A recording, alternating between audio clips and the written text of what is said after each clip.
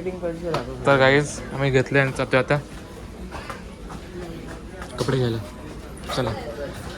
Reach लाईफमध्ये एवढे मोठं व्हा ना की 65-66 sorry life. Hello guys, welcome to my new blog. तर आजचा प्लॅन आहे, मी आणि अंकुश रत्नागिरीला चाललो आहे जरा कामानिमित्त. सो बघूया. नाही, अंकुश शेट आलेत. Oh my god, direct camera उलटाच धरला आहे, म्हणजे फुल तयारीत झालं आहे. गाडी आहे 9ची, आम्ही निघालो आहे 8:45 वाजता. म्हणजे आमच्या पोरांना म्हणजे वेळेचं बंधनच नाही काय. अंकुशला तर नाहीच नाही. रिझर्वेशन समजलं ना, गाडी आपल्याकडे थांबल, आपण पैसे आधी दिले गाडीवाल्याला. एसटी नाही ती कुठं पण प्रत्येक ठिकाणी थांबायला. रुतबाय आपला. आता फोन करून सांगू राहू दे, नंबर नव्हता. तर काहीच जातोय आता. सो बघूया कसा काय विषय आहे, आणि रत्नागिरीत बघूया कोण कोण भेटतं आहे. तसं आमची ओळख नाही आहे, तर बघूया कोण कोण भेटतं आहे. सो लगे राहू गाईज. तर काय चिपळूणच्या रेल्वे स्टेशनला आम्ही आलो आहे. आम्हाला येऊन फक्त 5 मिनटं झाले आहेत आणि लगेच गाडी आली आहे. म्हणजे आमचं टाईम टू टाईम सगळं मॅनेजमेंट असतं. अंकुश आज लवकर उठला आहे म्हणून, नाहीतर डेली गाईज तो 1-2 वाजता उठतो, म्हणजे आळशी यायला आहे. सो आता गाडी पण आली आहे. आम्ही जनरल डब्यातून जात नाही, आता आम्ही मोठे झालो ना. आता आम्हाला 4 फॉलोअर्स ओळखायला लागले.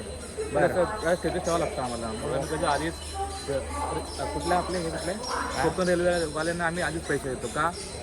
रुतबा रे शेवटी 4 पैसे आला ना. बरोबर. जर आम्ही कधी जनरल डब्यामध्ये दिसलो जनरल डब्यात, तर ते समजा आम्ही चुकून चढलो असं म्हणायचं बा. पुणे. तर गाईज हे आमचे आहे वाशिष्ठी नदी. एवढं पाऊस पडून सुद्धा आमच्या वाशिष्ठी नदीला पाणी नाही का. पाणी नाही. मोठी नदी आहे.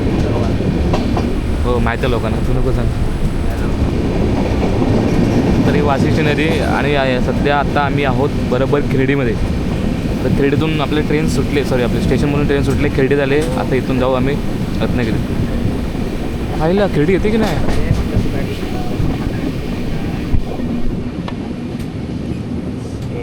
खिरडी आली की नाही.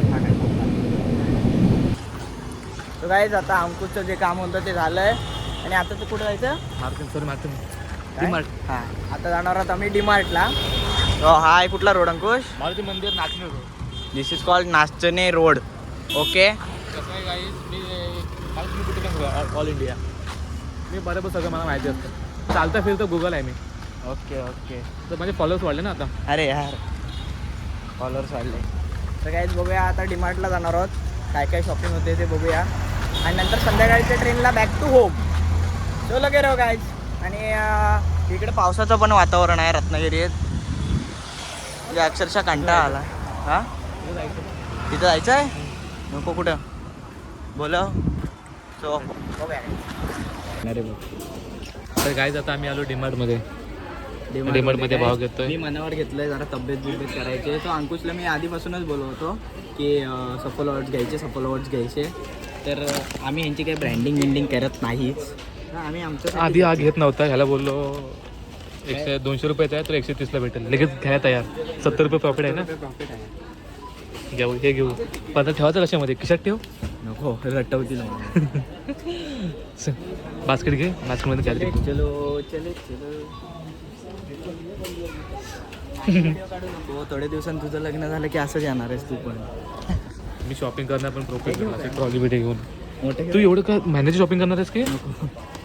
बास्केट घे. लाईफमध्ये एवढे मोठं व्हा ना की 65-66 सॉरी लाईफमध्ये एवढे मोठं व्हा ना 61% वाला पण मुलगा आपल्याकडे कामाला लागला पाहिजे.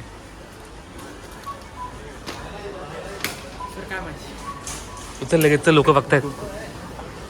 इथं व्हिडिओ करायला अलाउड नाही काय. कोणी बघितलं ना भावा, आपलं सामान पण जप्त करतील आणि आपला मोबाईल पण जप्त करतील. त्यांचं सामान त्यांनाच ठेवा. नाही, मोबाईल फक्त द्या. मोबाईल पण देणार नाही. डिलीट करतो आणि मार्केटिंग पैसे राहतो. तर काहीच आम्ही घेतले आणि जातोय आता कपडे घ्यायला. चला. रिच म्हणून स्वतः सगळं उचला लागतं, स्वतःला घ्यायला लागते. त्यापेक्षा आपलं इथलं बरं. तर काय ते बघा. आणि हा बघा, म्हणजे पेंग्विन सारखा अक्षरशः हे झाला आहे. म्हणजे त्याला मी बोलतो ना, काय बोलतो, अक्षरशः मी घेतलं भरपूर काय घेतलं, पण तो त्यांनीच सगळं घेतलं नाही, पिशवी वगैरे.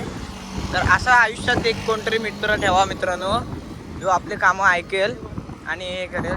चल चल चल, काय नाही तुझ्याबद्दल काय नाही. चला हजबंड मटेरियल वाटतं, हजबंड मटेरियल.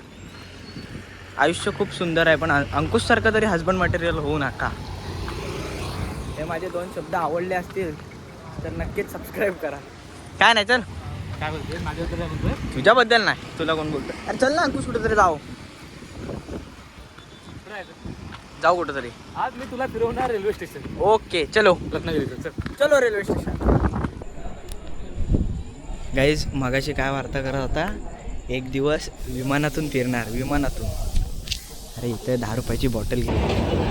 तर गाईज फायनली आम्हाला ट्रेन भेटले आणि ट्रेनमध्ये जागा असून सुद्धा आम्ही इथं बाहेर उभे आहोत. का तर फॅन बंद आहे आमच्या इथला, तिथला फॅन बंद आहे आणि म्हणून इथं वारा खाण्यासाठी आम्ही इथं उभे आहोत. तर थोडासा इथं वेळ थांबू आणि आतमध्ये जाऊन बसू.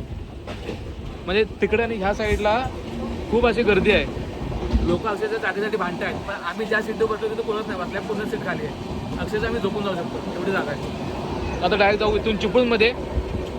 तर लेट्स सी. बाय. तर गाईज फायनली आता घरी पोचलोय. म्हणजे खूप कंटाळलेलो, म्हणजे ब्लॉग करायला जास्त टाईम नाही भेटला कारण की ट्रेन पण होती आणि ट्रेनमध्ये जास्त आवाज पण येत नव्हता. सो आजचा ब्लॉग म्हणजे जास्त फनी नसेल झाला. सो आजचा ब्लॉग छोटासाच झाला आहे. सो आजचा ब्लॉग कसा झाला कमेंट करून नक्की सांगा.